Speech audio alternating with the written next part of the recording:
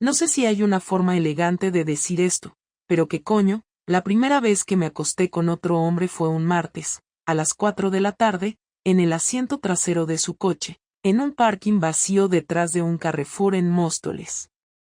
Y no me siento orgullosa. Pero tampoco me arrepiento. Lo que pasó ese día no fue el principio de nada, si te soy sincera. Fue más bien el final de algo. De la paciencia. De la fantasía de que el amor puede con todo. O de la mentira que una se cuenta a sí misma para no aceptar que lleva años sobreviviendo y no viviendo. Yo no salí de casa ese día con intención de ser infiel. Ni siquiera llevaba ropa interior sexy. No iba maquillada. No era una escena de película.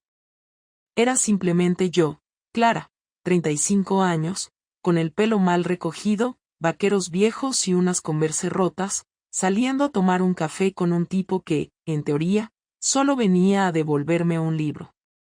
Él se llama Julián. Era cliente mío. Le diseñé el logotipo para su marca de vinos naturales hacía unos meses. Empezamos con correos, luego algunas llamadas. Después, café para hablar de un rediseño. No era especialmente guapo, pero tenía esa manera de mirarte como si no le importara que llevaras la camiseta manchada de lejía. Me hacía sentir visible, y eso, cuando llevas años sintiéndote como un jarrón más del salón, es gasolina pura.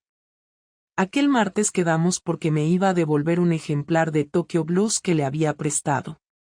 No tenía ninguna segunda intención. Lo juro. Pero cuando nos despedimos en el parking y me abrazó, algo se rompió. O quizá algo se soltó. Me temblaron las piernas, literal. Me dio un beso. Lento. De esos que te hacen cerrar los ojos sin darte cuenta. Y después me preguntó si quería que me llevara a casa. Yo dije que sí.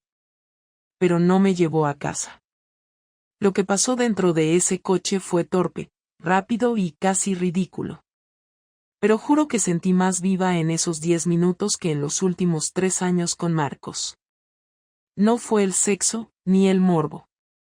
Fue lo que me dijo después, mientras yo intentaba peinarme con los dedos y él encendía un cigarro. Pensaba que nunca ibas a dejarte querer. Y esa frase me partió en dos. Porque llevaba tanto tiempo sin sentirme querida que casi se me había olvidado cómo era. Cuando volví a casa, todavía olía a su colonia y a tabaco. Me duché 2 veces. Tiré la ropa al fondo del cesto. Hice la cena. Me senté en el sofá con Marcos como cualquier otra noche, viendo la televisión como si no hubiera hecho nada. Y, sin embargo, había cruzado una línea. Lo supe en el momento en que él me preguntó cómo había ido el día y yo le contesté bien sin pensarlo 2 veces. ¿Sabes lo peor? No me sentí culpable. Me sentí aliviada. Y ese fue el inicio del fin. Marcos se enteró de lo mío con Julián de una forma que no me esperaba, y eso que llevaba días con el corazón en un puño, esperando que algo se torciera. Pero no fue por una conversación escuchada, ni por un mensaje que se me escapó, ni por una mirada fuera de lugar. Fue por algo tan absurdo que todavía me cuesta entender cómo, pero fue así. Había dejado el coche en doble fila una tarde para recoger una pizza. Yo estaba con él, en el asiento del copiloto, con el móvil en la mano, contestando un mensaje de trabajo. Él bajó a por la pizza, y cuando volvió se dio cuenta de que el coche había sido multado.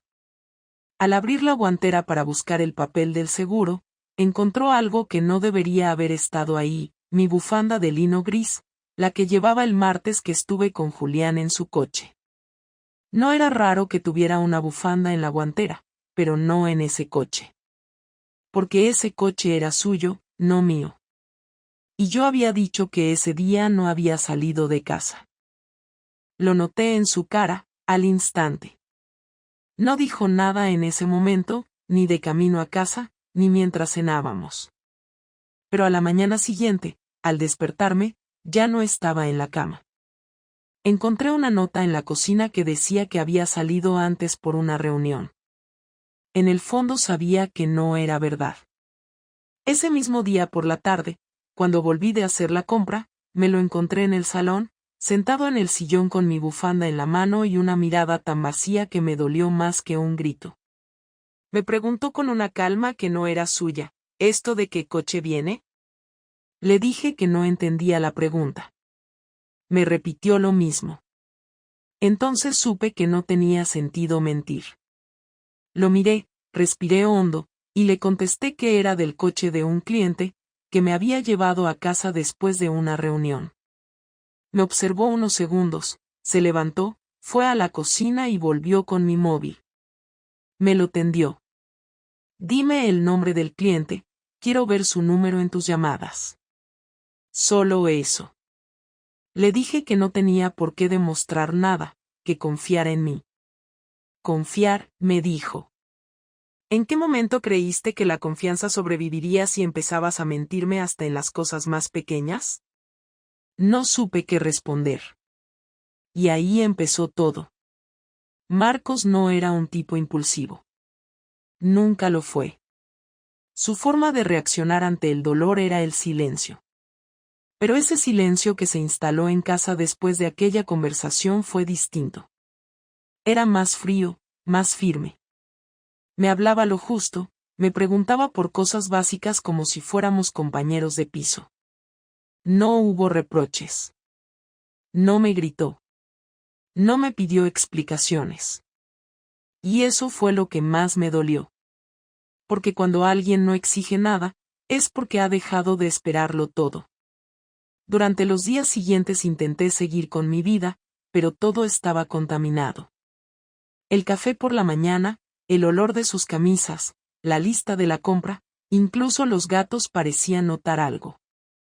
Yo no podía dormir. Me levantaba a las 3 de la madrugada y caminaba por el pasillo sin saber si quería llorar o romper algo. No hablé con Julián. Sentí que lo nuestro había sido un detonante, pero no la causa de nada. Si no hubiera sido él, habría sido otro momento, otro hombre, otro lugar. El problema era que yo ya no sentía que Marcos y yo estuviéramos en la misma historia. Una noche, Marcos llegó más tarde de lo normal. Se quitó los zapatos en la entrada, se sirvió una copa de vino y se sentó en el sofá sin saludarme. Me acerqué y me senté a su lado. No supe por dónde empezar, así que simplemente dije, si quieres hablar, estoy aquí. Me miró, se bebió el vino de un trago y respondió sin mirarme, no quiero hablar. Lo que quiero es entender en qué momento te volviste a alguien que ya no reconozco. Sentí un nudo en el estómago. Le dije que no lo había planeado, que no fue una historia de amor, que no estaba enamorada de nadie más. Me preguntó si me había acostado con él. No mentí. Dije que sí. Su reacción fue tan fría que por un momento dudé de si me había escuchado. Se levantó, fue al dormitorio y volvió con una maleta. No te voy a echar, Clara. Pero yo me voy unos días. Necesito pensar. Necesito saber si hay algo que valga la pena salvar. Me quedé en el salón sola, mirando la puerta cerrarse, sin saber si lo que sentía era miedo o alivio. Quizá las dos cosas. En los días que estuvo fuera, me di cuenta de lo sola que estaba. No por su ausencia, sino porque me vi obligada a enfrentarme a mí misma, sin excusas, sin testigos, sin nadie que me dijera que lo que había hecho tenía alguna lógica. Lo peor fue mirar alrededor y darme cuenta de que todo en esa casa hablaba de nosotros, de lo que fuimos, pero ya no decía nada de lo que queríamos ser. Me pasé horas sentada frente al ordenador, sin trabajar, leyendo conversaciones antiguas entre nosotros, viendo fotos de viajes, de cumpleaños, de domingos tontos en casa.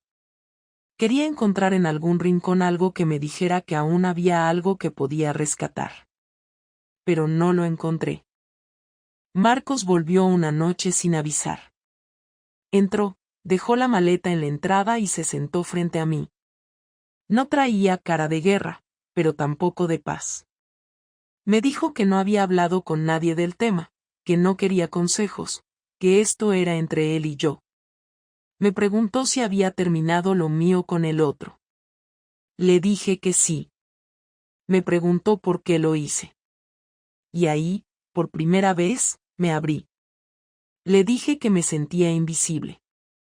Que hacía años que no recordaba una caricia suya que no fuera rutinaria, un beso que no fuera parte de una despedida mecánica. Le dije que no lo culpaba de todo, que yo también me había apagado, que también me había convertido en una sombra dentro de la relación. Pero que un día, alguien me miró como él solía hacerlo. Y eso me descolocó. No lo busqué, no lo planeé, no lo justifiqué. Pero ocurrió. Él me escuchó sin interrumpirme. Cuando terminé, me preguntó si quería seguir con él. Le dije que no lo sabía. Que necesitaba entender quién era ahora, después de todo. Me dijo que él también. Y ahí, en ese silencio incómodo pero honesto, supimos que nada sería igual. La conversación con Marcos no resolvió nada. No hubo una decisión clara, ni un plan, ni una reconciliación. Solo se quedó en casa, volvió a dormir en nuestra cama, pero con la espalda vuelta y sin tocarme. Me hablaba si era necesario. Incluso alguna vez me preguntó si necesitaba algo del supermercado o si quería cenar pasta o arroz, pero no había nada cálido en su forma de tratarme. Tampoco había odio, solo ese espacio entre los dos que se había vuelto permanente. Yo tampoco sabía qué hacer con eso. Algunos días pensaba que lo mejor era que alguno se fuera, aunque fuera por un tiempo. Otros días, intentaba actuar como si nada hubiese pasado, como si pudiera reparar el daño cocinando su plato favorito o cambiando las sábanas justo como le gustaban. Pero nunca decía nada al respecto. Aceptaba todo en silencio, y esa indiferencia era peor que cualquier reproche. Una semana después de aquella charla, recibí una notificación en mi correo. Era de una inmobiliaria. Una solicitud de visita a un piso de alquiler en Getafe. Abrí el correo sin entenderlo, hasta que vi el nombre de Marcos en el formulario. Lo había solicitado con su correo personal, pero al parecer había un cruce de cuentas y me llegó también a mí. Me temblaron las manos. No por el piso, no por Getafe, sino porque significaba que ya había tomado una decisión sin decirme nada. Era su manera de irse, sin discusión, sin explicaciones, sin escenas. Lo enfrenté esa noche. Le enseñé el correo en el móvil y le pregunté directamente si tenía intención de mudarse. Me miró con cansancio, no con enfado, y me dijo que sí, que no sabía cuándo exactamente, pero que estaba mirando opciones. Le pregunté si eso era su forma de dejarme. Me dijo que no lo llamaría dejar, que simplemente no podía seguir viviendo conmigo como si nada hubiera pasado. No puedo confiar en ti, Clara. Y no sé cuánto me va a durar esa sensación, pero no quiero estar aquí sintiéndome ridículo cada vez que me miras intentando recuperar algo que ya no está. Me quedé en silencio. No supe cómo responder a eso. Él se fue a dormir y yo me quedé en el sofá mirando el techo durante horas. Esa noche entendí que Marcos no iba a vengarse, no iba a hacerme la vida imposible, no iba a arrastrarme a una guerra emocional. Su manera de castigarme era irse sin mirar atrás, borrar su parte de la historia con la mínima expresión. Y me dolió más de lo que pensé que dolería. Porque en el fondo yo quería que peleara, que me gritara, que me dijera que me odiaba, que le había roto algo por dentro. Pero no. Él había elegido desaparecer sin hacer ruido, como quien saca la basura antes de que empiece a oler. Al día siguiente, mientras él trabajaba, revisé su portátil. No me siento orgullosa, pero lo hice. Necesitaba saber si había alguien más, si se estaba refugiando en alguien, si todo esto tenía otro rostro. No encontré nada. Solo búsquedas de pisos, correos del trabajo, algunos vídeos en YouTube sobre reformas baratas. Ni una conversación sospechosa, ni una mujer nueva, ni siquiera una red social activa. Estaba completamente solo, y eso me hizo sentir aún más miserable. Había hecho esto yo sola, no había una tercera persona a quien culpar, no había una tentación externa. Había sido yo, con mis decisiones, con mi cobardía, con mi falta de comunicación, quien había derrumbado todo. El sábado siguiente, Marco salió temprano y volvió por la tarde con cajas de cartón plegadas. No dijo nada. Las dejó en la entrada. Yo las vi desde la cocina y no pregunté nada. Era evidente lo que significaban. Por la noche, mientras cenábamos una tortilla fría en silencio, me atreví a preguntarle si ya había encontrado el piso. Me dijo que sí, que se mudaría en 10 días. Le pregunté si pensaba avisar a nuestras familias, a sus padres, a los amigos. Me dijo que sí, pero que no lo haría hasta que estuviera instalado. No quiero que nadie me pregunte nada ahora. No tengo respuestas que darles. Intenté decirle que aún no habíamos hablado de lo que queríamos, que quizás era demasiado pronto para decidir que no había solución. Me respondió que para él no se trataba de querer o no querer. Que no tenía fuerzas para reconstruir algo que no sabía si merecía ser salvado. Las noches siguientes fueron extrañas.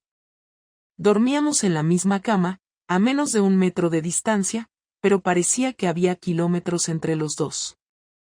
A veces me daban ganas de abrazarlo mientras dormía, de pedirle perdón sin palabras, de meterme bajo su brazo y llorar en silencio. Pero no lo hice. Me quedé quieta, mirando la pared, escuchando su respiración firme, sabiendo que él no quería ni necesitaba mi contacto. Me duchaba mientras él desayunaba.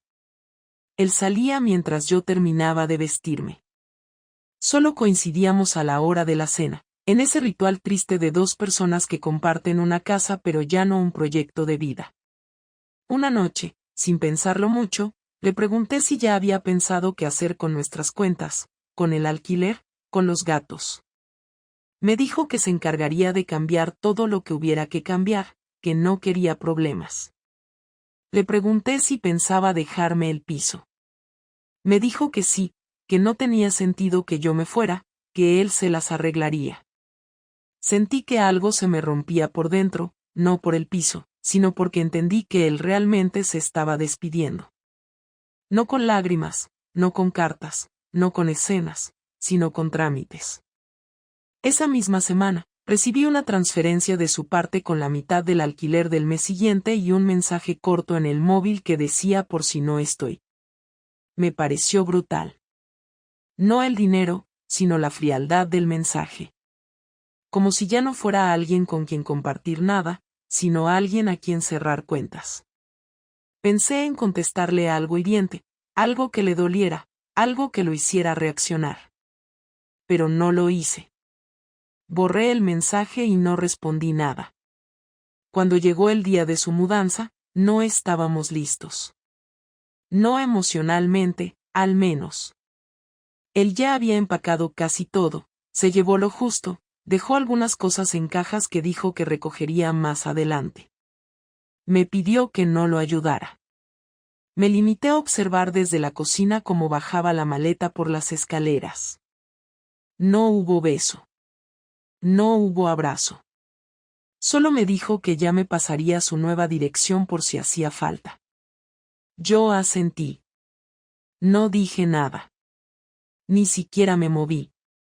Escuché la puerta cerrarse y me quedé ahí, de pie, con las manos húmedas por lavar los platos, mirando el espacio que había dejado vacío. Y así se fue. Sin romper nada. Sin gritar. Sin mirar atrás. No hubo contacto durante los primeros días después de su mudanza. No me escribió, no me llamó, no preguntó por los gatos ni por nada de la casa. Yo tampoco lo busqué. No porque no quisiera, sino porque sentía que no tenía derecho. Él se había ido, y aunque no me había dicho literalmente que se había terminado, todo en su comportamiento decía que lo estaba. Pasé los primeros días con una mezcla de rabia, tristeza y una extraña sensación de pausa. Como si mi vida estuviera suspendida, como si nada tuviera sentido hasta que él volviera, aunque sabía que no iba a hacerlo. No salía de casa más que para hacer la compra, dejé de contestar a los mensajes de mis amigas, y trabajaba por inercia, sin prestar atención real a lo que hacía. Una mañana, mientras tomaba el café sentada en la cocina, decidí buscar el piso donde se había mudado. No sé muy bien por qué lo hice. Tal vez quería ver si me había mentido, si realmente vivía donde decía o si había alguien más. Encontré la dirección en la copia del contrato de alquiler que accidentalmente había dejado en uno de los cajones del escritorio. No fui ese día. Esperé 3 más. Y cuando lo hice, no fue por impulso, sino porque necesitaba verlo, saber cómo estaba, si se había olvidado de mí tan fácil como parecía. Fui un jueves, a eso de las 6. No sabía si iba a estar en casa. Caminé por la calle como si fuera otra ciudad, nerviosa, insegura. El edificio era nuevo, limpio, pequeño. Toqué el timbre sin pensarlo demasiado. Esperé. Escuché pasos. Se abrió la puerta y me miró sorprendido, pero no molesto. No dijo nada. Me miró unos segundos y después simplemente se hizo a un lado para que entrara. El piso era pequeño, apenas amueblado. Una mesa con 2 sillas, una cama sin cabecero, una estantería medio vacía. Todo lo que tenía ahí era funcional, sin un solo detalle que hablara de él. Me preguntó si quería algo, le dije que no. Nos sentamos, uno frente al otro, en completo silencio. Fui yo quien rompió el momento. Le dije que no sabía por qué estaba ahí, que no esperaba convencerlo de nada, pero que necesitaba verlo, saber cómo se sentía, saber si había una mínima posibilidad de hablar. Me dijo que estaba bien, que los primeros días fueron raros, pero que empezaba a acostumbrarse. Le pregunté si me extrañaba. Me respondió que sí, pero que no sabía si eso era suficiente. Le pregunté si estaba viendo a alguien. Me dijo que no tenía la cabeza para eso, que tampoco lo necesitaba. Le dije que yo tampoco estaba con nadie, que no había vuelto a hablar con Julián desde que él se fue. Asintió, sin decir nada. Le pregunté si me odiaba. Me dijo que no podía odiarme, pero que si sentía algo parecido a una decepción constante, como si estuviera viviendo con un recuerdo que no encajaba ya con lo que veía en mí. Me dolió, pero lo entendí. Le dije que yo también me había decepcionado a mí misma, que no quería justificar lo que hice, pero que tampoco quería fingir que fue una locura sin sentido. Le conté que había momentos en los que me sentía vacía, invisible, que sentía que todo en nuestra vida era correcto pero no real, que había dejado de sentirme mujer, que llevaba años sin escuchar un te deseo sin que pareciera un trámite. No le echaba la culpa a él, pero tampoco podía fingir que yo sola me había creado esa distancia. Me escuchó sin interrumpirme, sin fruncir el ceño, sin cruzarse de brazos.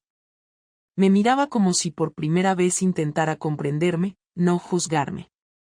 Cuando terminé, no me abrazó. Me preguntó si quería quedarme un rato. Le dije que sí. Pasamos la siguiente hora hablando como hacía años que no hablábamos. De cosas normales, del trabajo, de cómo estaban los gatos, del vecino del primero que ya se había quejado del ruido 2 veces. Me dijo que dormía mal, que todavía se despertaba pensando que estaba en casa. Yo le dije que no soportaba mirar su lado vacío en la cama. Nos reímos un poco. Pero no hubo ningún intento de acercamiento más allá de eso. Al marcharme, me acompañó a la puerta. Le pregunté si podía volver a verlo algún día. Me respondió que sí, pero que no lo presionara, que estaba intentando ordenar su cabeza. Asentí.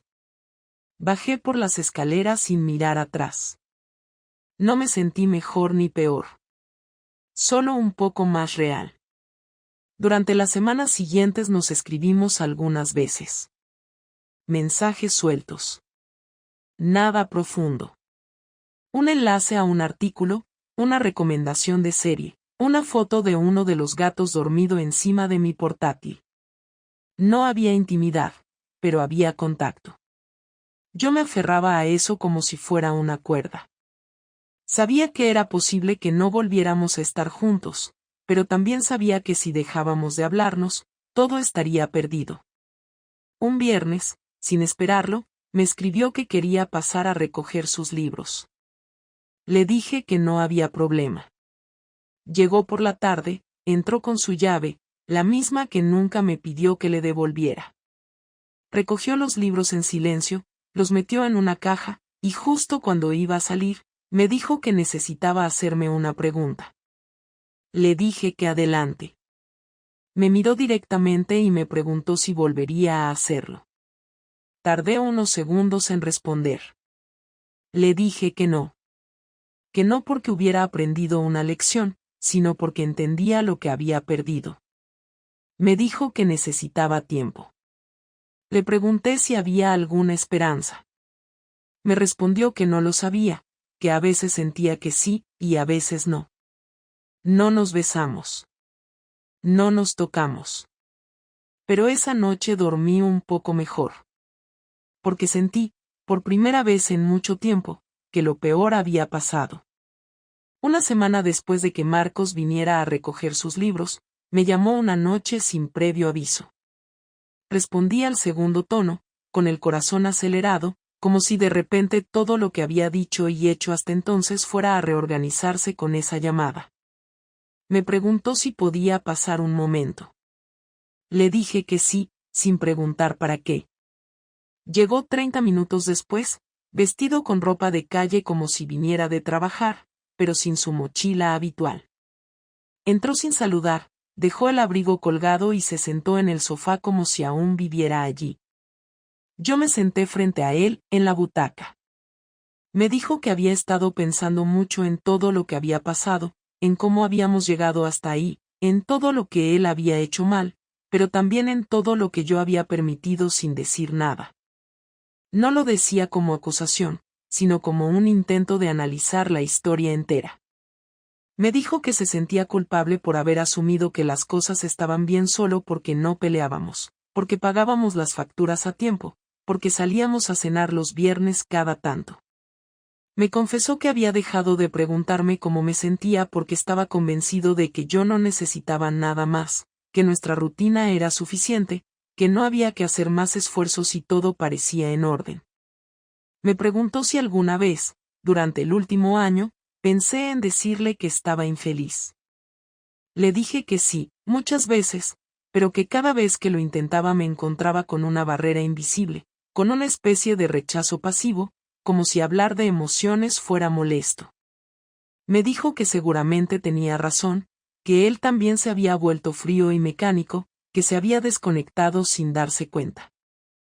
Después de esa conversación, no hubo abrazos ni promesas. Solo una pausa larga. Me preguntó si creía que podríamos empezar de cero. No supe qué responder. Le dije que quizás no se trataba de empezar de cero, sino de construir algo nuevo desde lo que quedaba, si es que aún quedaba algo. Me preguntó si lo quería. Le dije que sí, pero que no sabía si era suficiente. Me preguntó si sentía culpa. Le dije que sí, que cada día. Me preguntó si me arrepentía. Le dije que me arrepentía de no haber hablado antes, de haber aguantado tanto hasta romperme. Me preguntó si todavía pensaba en Julián. Le dije que no. Me creyó. No necesitó pruebas, ni revisar mi móvil, ni pedirme detalles. Solo me creyó. Me dijo que él no podía vivir con el dolor que había sentido los primeros días, pero que ahora, después de haber tomado distancia, entendía que el daño no había empezado con la infidelidad, sino mucho antes. Pasó la noche en casa. No dormimos juntos, pero tampoco en habitaciones separadas. Compartimos la cama por primera vez en semanas, sin tocar piel con piel, pero sin esa tensión cortante que había antes. Nos dormimos sin hablar más, sin intentar que todo volviera a ser como antes. A la mañana siguiente desayunamos sin palabras importantes. Me preguntó si tenía café en cápsulas, porque había olvidado que en casa ya no usábamos filtro. Me reí. Él también. Fue la primera vez que me miró sin rencor. Me preguntó si podía volver a pasar de vez en cuando, sin promesas, sin condiciones. Le dije que podía venir cuando quisiera, que ésta seguía siendo su casa aunque ahora tuviera otra. Me dijo que no sabía lo que iba a pasar, pero que necesitaba espacio para estar cerca sin sentirse atrapado. Le dije que entendía. Antes de irse, me preguntó si me gustaría ir a caminar con él ese domingo. Le dije que sí. El domingo salimos a caminar por el parque donde solíamos ir hace años. Hablamos de cosas cotidianas. Ninguno mencionó el pasado, ni lo ocurrido, ni los nombres que nos habían separado. Caminamos durante 2 horas. No nos dimos la mano. Pero él se ofreció a llevar mi bolso cuando empecé a quejarme del hombro. Eso, para mí, fue más importante que un beso. Volvió a casa varios días más esa semana. A veces cenábamos juntos. A veces simplemente tomábamos un café. No intentamos acelerar nada. Una noche se quedó a dormir otra vez. No hubo sexo. Ni lo mencionamos. Solo compartimos cama, y esta vez sí nos tocamos los pies. Fue un gesto mínimo, pero para mí significó mucho. Un viernes me preguntó si podía quedarse el fin de semana. Le dije que sí. Fuimos al supermercado juntos. Compramos como solíamos hacer antes, discutiendo si hacía falta comprar yogures o si teníamos demasiada pasta. Volvimos a casa con bolsas llenas y cierto cansancio familiar. Cocinamos, vimos una película, nos reímos. Me abrazó después de cenar. Fue el primer abrazo sincero desde que todo explotó. No fue sexual, fue algo diferente, más cálido, más lleno. No hablamos de si eso significaba que volvíamos. Ninguno de los dos lo preguntó. Pero esa noche, por primera vez, tuvimos sexo. Fue extraño al principio. Como si no supiéramos bien qué hacíamos, como si fuéramos 2 personas que se conocían mucho y a la vez nada. Pero no fue incómodo. Fue lento, sin prisas. Y después, en silencio, nos quedamos abrazados. A la mañana siguiente me preguntó si quería que volviera. No como una visita ocasional, sino de verdad. Le dije que no podía pedirle eso aún, que no estaba lista para decir sí con total seguridad, pero que sí quería que siguiera viniendo, que siguiera formando parte de mis días.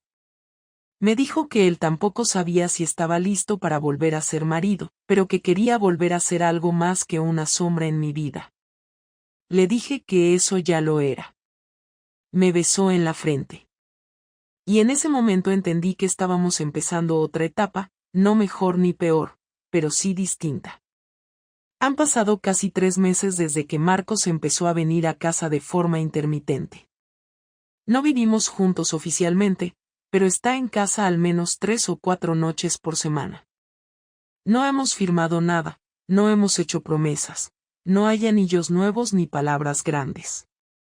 Tampoco se ha mudado oficialmente de su piso en Getafe, pero ya no pasa tantas noches allí. A veces, cuando se va a dormir en su piso, me manda un mensaje antes de acostarse con alguna tontería sobre lo que ha cenado o lo que ha visto en la tele. A veces lo llamo, a veces no. Seguimos sin tener una relación como la de antes. Hay confianza, pero no la misma de hace unos años. Hay cariño, pero también hay una reserva silenciosa entre los dos, como si aún estuviéramos tanteando hasta dónde se puede reconstruir sin fingir que nada pasó. Un día, mientras tomábamos café en la cocina, le pregunté si pensaba que podríamos volver a tener lo que teníamos antes. Me respondió sin pensarlo demasiado, como si la respuesta la tuviera clara desde hacía tiempo. Me dijo que no, que lo de antes se acabó el día en que yo me acosté con otro hombre. No lo dijo con rencor, ni con frialdad, sino como quien enuncia un hecho simple. Le pregunté entonces qué hacíamos, si estábamos perdiendo el tiempo o si realmente teníamos algo nuevo. Me dijo que no sabía lo que era, pero que por primera vez sentía que estábamos hablando de verdad, sin rodeos, sin formalidades, sin cumplir con el papel de pareja ideal. Me dijo que si eso era suficiente para mí, él podía quedarse. Pero que si lo que yo esperaba era una vuelta a la versión anterior de nuestra relación, entonces era mejor que lo dejáramos ahí. Me quedé pensando un momento. Le dije que lo único que quería era no seguir fingiendo, no convertirme otra vez en alguien que no dice lo que siente por miedo a que el otro no lo soporte. Ese fue el momento en que decidimos dejar de llamarlo relación o reconciliación. Simplemente estábamos juntos, compartiendo tiempo, volviendo a conocernos sin imponer ritmos ni reglas viejas. Nos dimos cuenta de que el error más grande no fue la infidelidad, sino todo lo que pasó antes, todo lo que dejamos de decirnos, todo lo que dimos por hecho sin confirmarlo, todo lo que callamos creyendo que lo otro lo iba a entender solo. También entendimos que había cosas que no iban a volver. La confianza absoluta, por ejemplo. O esa seguridad de que pase lo que pase el otro nunca va a fallar. Ahora estamos en otro punto. Más realista, menos romántico, pero también más libre. He vuelto a trabajar con normalidad, a salir con amigas, a recuperar espacios que había dejado de lado durante mucho tiempo. No volví a ver a Julián. Me escribió una vez, unas semanas después de que Marcos se fuera por primera vez, pero no respondí. No por rabia ni por culpa, simplemente no tenía nada que decirle. Lo nuestro fue un síntoma, no un problema real. No hay lugar para él en mi vida, no porque me lo prohíba nadie, sino porque yo ya no estoy ahí. Marcos ha empezado a hablar con sus padres sobre todo lo que pasó, con más calma que antes, sin dramatismo. Les ha dicho que necesita tiempo, que no está seguro de nada, pero que no quiere renunciar del todo. Su madre me llamó un día para tomar café. Me dijo que no entendía cómo había sido capaz de hacer lo que hice, pero también me confesó que sabía que algo no iba bien entre nosotros desde hacía tiempo. Me pidió que cuidara de su hijo si decidía quedarse.